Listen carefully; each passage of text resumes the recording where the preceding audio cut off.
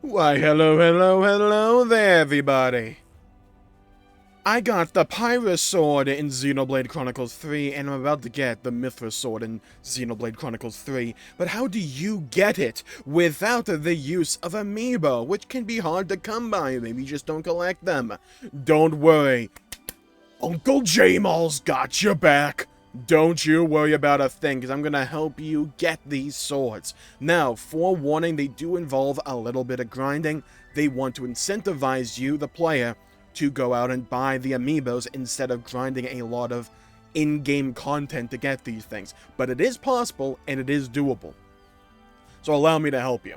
So, let me just sheath this sword, and on the map here, we're in the Furnace region, and we're at this little lake area right here on the map. You can see this is where the portal goes to the Ox Sage. Right here, over here, you'll see a jabroni called Amiibo. Now, this dude is the spawn of Satan. What he does is he gives you two separate tasks. He wants you to tell him a story. One of two different stories. Mastering the power of Ouroboros, that will get you the Pyra sword. And then mastering our blades, which will give you the Mythra sword. Mastering the power of Ouroboros, mastering our blades, requires two different prereqs in order to accomplish, to tell him your story. Mastering the power of Ouroboros, what that involves, hold on, he has to shut up for a second. We go into the menu here. Now, for characters, remember how you can level up your interlinks with the soul tree? Yeah, it is my understanding that you have to max this out. And I think you have to do it for everybody. This is a grind. Especially if you didn't do all the side content in the game. You don't have to do all of it, but you have to do a decent chunk of it. And you get SP, which is what you use to buy these individual nodes from a variety of places. You can Google that. You can get them from, like, those containers, beating unique mobs, questing, main questing, side questing, all that good stuff. You get that from doing those various activities. So just go explore the map, go do your side quests, and you'll eventually passively generate this SP that you need, and then just max out all of your skill trees. Once you accomplish that, report back to me, Bummy, like so, and say, mastering the power of Ouroboros, that's the story that you want to tell him. I already did it, so he's gonna say, what the hell, you already told me this story, jabroni. Come on, give me something new to talk about, something to sink my teeth into. That's what he's gonna do. But now for mastering our blades, this one is a bit of a journey. It's a bit of a trek, if you will. However, there's a bit of synergy between those two. Because to master your blades, what's that referring to? Is Samon. Now, for those who don't know who Samon is, he's the no pawn that you get in the city to basically get you the boat to take you to Origin. That's that guy. And when you talk to him, rather late in the game. So you will have to beat most of the main story to get to this part. You talk to Samon, and he'll bring you on an adventure. He'll say, hey, my friends, I have this very rare no-pawn hammer. And out there in the great big world, there's a bunch of other no-pawn with these special hammers. Now go out there, find them, and bring them here. And there's quite a few of these things. I think there's 7 in total. And they involve doing various side quests and side quest chains. It's a bit of a grind. However, like I said, in order to get SP, you also need to do side quests. So you can kind of kill 2 birds with 1 stone in a way. So you do all of those quests. You can look up guides for them to just take you from point A to point B. It's very straightforward. None of these quests are that hard or anything like that. You come back here, and you'll have gathered all the no-pawns with the various hammers. And now, what he'll say is, hey, my friend, I got a grind for you. Like I said, they want to elongate this piece of content so that you are incentivized to just go get the amiibos instead. However, if you want to do this, you will need various origin shards. Yeah, you know those things you acquire every now and then from unique mobs, or you find them in the overworld? Yeah, those things, you need a lot of them, because you will use 3 or 4 at a time to upgrade the base class weapon for Sword Fighter, Zephyr, Medic Gunner, Tactician, Heavy Guard, and Ogre, the base classes for the Ouroboros crew. Once you spend those shards, you get a permanent buff to that class for various stats, and your weapon looks a little bit different. If we go over to clothing for Sword Fighter, for instance, I go to attachments. If I do nothing there, and I show you the art, you'll notice the sword looks a little bit different than it normally does, so you get a bit of a visual upgrade there as well, which is pretty cool in my opinion. So that's what you need to do. You need to get all those origin shards. There's a bit of an easier way to do it than just going out and grinding unique mobs or going to find them, and I'm going to show you that right now. Let's go back to Mibami. So we are back in the Promised Land, and remember how I said this was right near the Arcsage Gauntlet place?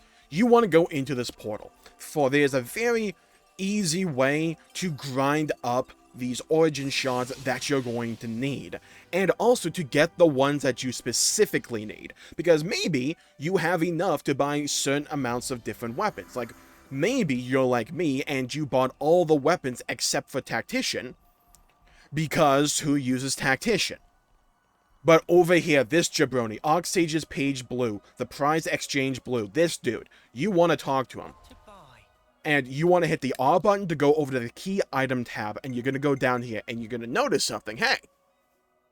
This jabroni sells the origin shards. He sells all of them.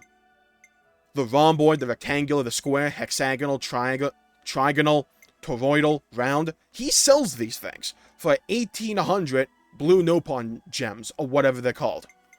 Now you may be asking, Jmulls, how the hell do we get these things?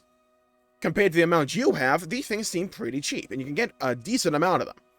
Well, remember how in like patch 1.3 or something, they added Arcsage's Gauntlet? You're gonna want to run this. Now you could do hard if you want. Personally, what I did was I ran Gauntlet Pro, and I just ran that a few times, and I got enough to upgrade Tyon's weapon. So now I have all the upgraded weapons that I need.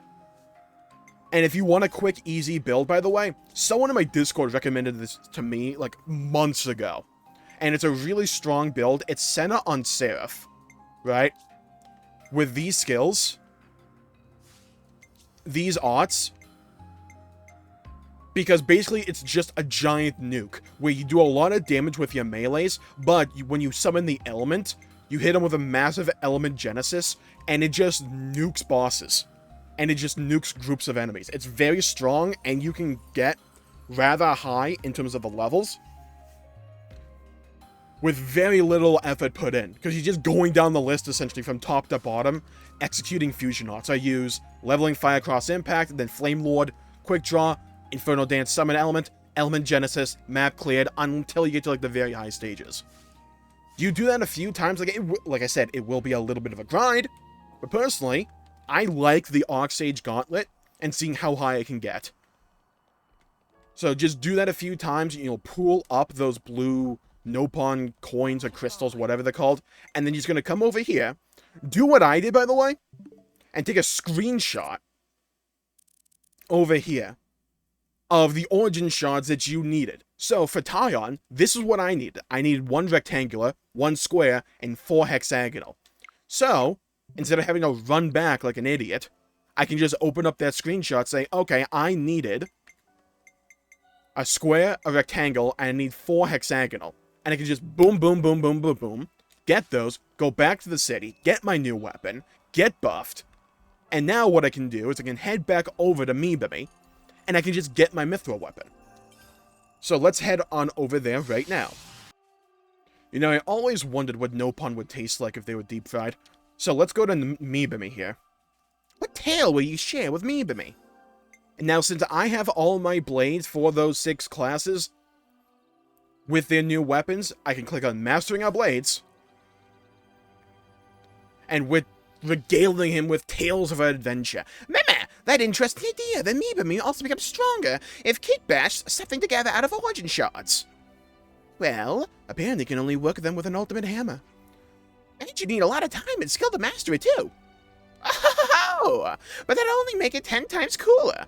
Me decided will henceforth rename own favorite old pickaxe to Ultimate Pickaxe. Yeah, that's how that works. Job done, right. Tales of friends have failed me with wanderlust for many far-off and distant places. Want to hit the road also? When's your friend coming back? Never. Gonna die alone. Hey, this reminds me. Must reward friends. And this is when we got our new weapon. Please to take treasure of old, a friend of me, and please not to feel inkling of remorse. You got the special weapon Aegis Sword Mythra. Thanks, friends, for a thrilling time.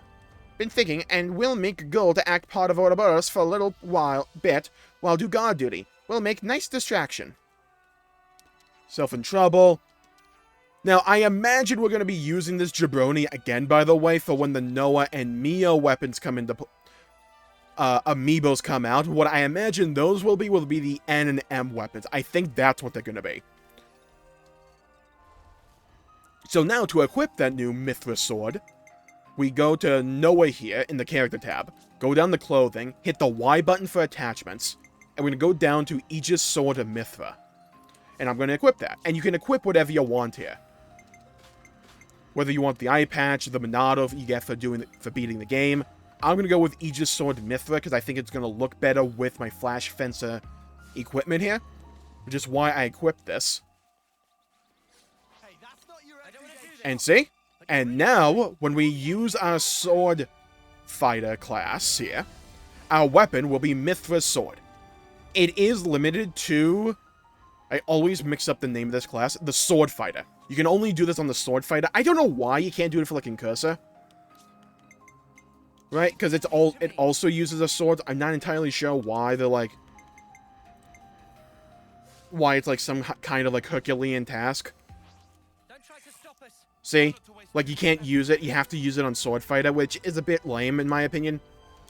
I think it'd be pretty cool if you can just use it whenever, because, I mean, come on. We're in, like, New Game Plus. Does it really matter?